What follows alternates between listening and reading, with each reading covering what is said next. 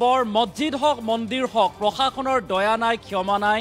নীতি আৰু প্ৰশাসনৰ বুলডোজাৰে এফালৰ পৰা ভাঙি লৈ গৈছে মছজিদ হওক বা মন্দিৰ আৰু এইবাৰ চাপৰত দেখিবলৈ পোৱা গ'ল তেনে এক দৃশ্য য'ত প্ৰশাসনে উচ্ছেদ চলাইছে এটা মন্দিৰত ৩০০ বছৰীয়া এটা মন্দিৰত উচ্ছেদ চলোৱাক লৈ এতিয়া শূন্য হৈ পৰিছে অঞ্চলটোৰ মুছলমান ৰাইজ আৰু শ শ মুছলমান ৰাইজ এতিয়া ওলাই আহিছে এই মন্দিৰটো ৰক্ষা কৰিবৰ বাবে আৰু এক অভাৱনীয় পৰিৱেশে বিৰাজ কৰা দেখিবলৈ পোৱা গৈছে আমি সবিস্তাৰে খবৰটো লৈ অহাৰ চেষ্টা কৰিম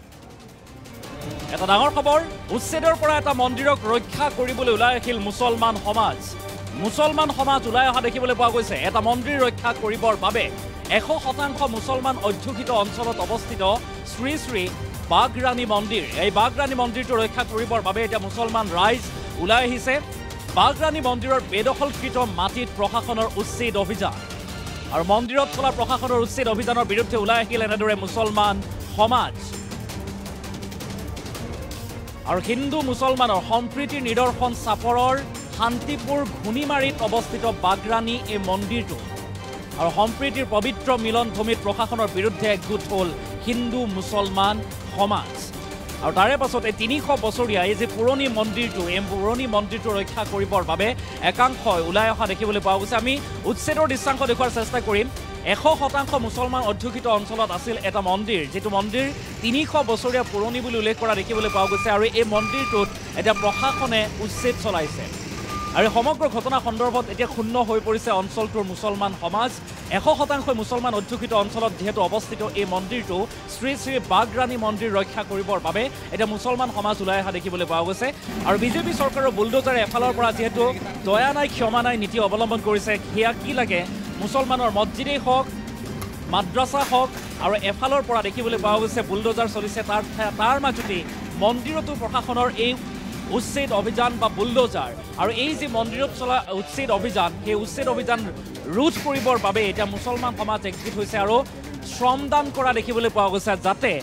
মন্দিৰটো সুকলমে থাকে তাকে ৰক্ষা কৰিবৰ বাবে এতিয়া বেৰিকেড বা বেৰ দিয়া পৰিলক্ষিত হৈছে শ্ৰমদান কৰি মুছলমান লোকে দৃশ্যাংশ দেখুৱালো সমান্তৰালভাৱে মন্তব্য আছে সমগ্ৰ ঘটনাক লৈ স্থানীয় লোকে এই মন্দিৰটোৰ যি ইতিহাস এই মন্দিৰটোক লৈ কি আলোচনা বিলোচনা চলিছে বা কি বিতৰ্কত আহি পৰিছিল বেদখলকৃত ভূমিত কেনেদৰে এই মন্দিৰটো স্থাপন হ'ল বা ৩০০ বছৰীয়া পুৰণাৰ ইতিহাস আচলতে কি স্থানীয় লোকে কি কয় সেই সন্দৰ্ভত মন্তব্য আছে আমি মন্তব্য আগবঢ়াইছোঁ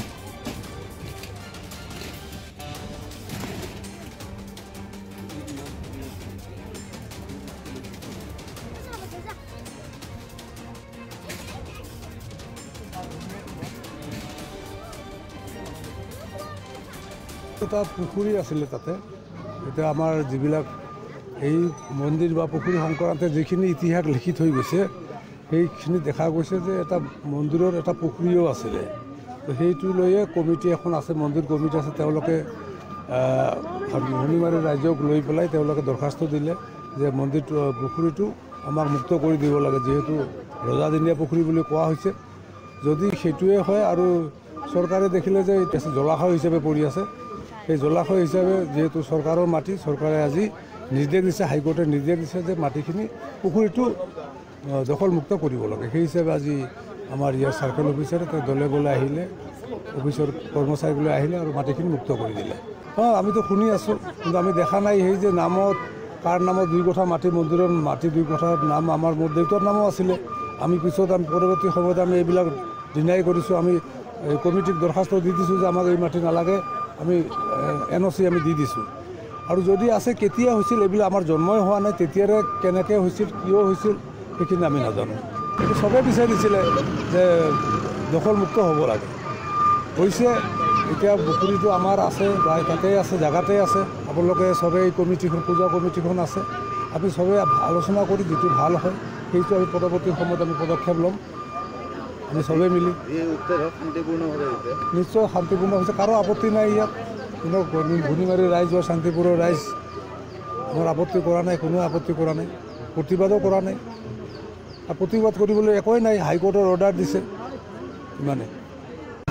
আজিৰ এই উচ্ছেদ অভিযান চলোৱা হৈছিল এই আমাৰ মুখ্যমন্ত্ৰী কাৰ্যালয়ত এই ঘূৰ্ণিমাৰী গাঁৱৰ ৰাইজে এখন পিটিশ্যন দিছিল যে তেওঁলোকৰ এটা মন্দিৰৰ মানে পুখুৰী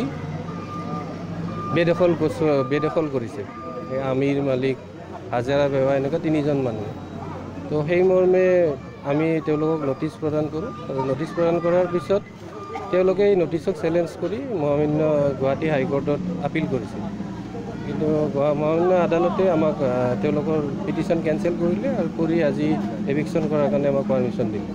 গতিকে সেই অনুসৰি আমি আজি এভিকশ্যন চলাওঁ আৰু এই পুখুৰীটো আমি বেদখলৰ পৰা মুক্ত কৰোঁ। পুখুৰীটোত 2 কঠা 11 লেচা মাটি আছিল। তাৰপিছত বাকী মাটিটো অলপ ডিস্পিউট আছে, সেইখিনি কাগজ পাতি চোৱাৰ পিছতে ডিচিশ্যন লওঁ।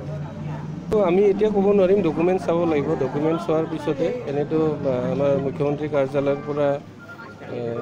নিৰ্দেশ আহিছে যে এইটো মাটিৰ বিষয়ে অলপ চাই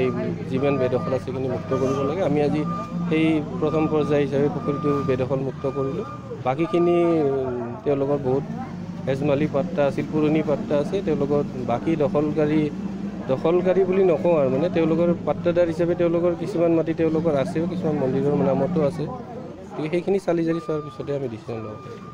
জলাশয়ৰ মাটি আবণ্টন নাপায়, সেইকাৰণেতো তেওঁলোকৰ আবণ্টন, তেওঁলোকে যি আগতে দাবী কৰি আছিল যে আবণ্টন পাইছোঁ আমি,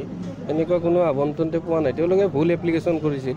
হয়তো সেই সময়ত ছাৰ্ভেৰ সময়ত মানে তেওঁলোকে বেলেগ মাটি দেখুৱাইছিল, বেলেগ ভুল ৰিপৰ্টিং হৈছিল। এইবিলাক চব চালি জাৰি চোৱা হৈছিল। যেতিয়া মুখ্যমন্ত্ৰীৰ কাৰ্যালয়ৰ পৰা আমাক নিৰ্দেশ আহিছিল, আমি গোটেই বস্তুখিনি চালি জাৰি চাইছোঁ আৰু উপায়ুক্ত আমাৰ ধুবুৰী আয়ুক্ত মহোদয় ছাৰেও আমাক নিৰ্দেশ দিছিল যাতে এইটো চিৰিয়াছলি লোৱা যায়। আৰু সেই পৰ্যায়ক্ৰমে আজি মানে মহামান্য আদালতেও আমাক ৰায় দিলে।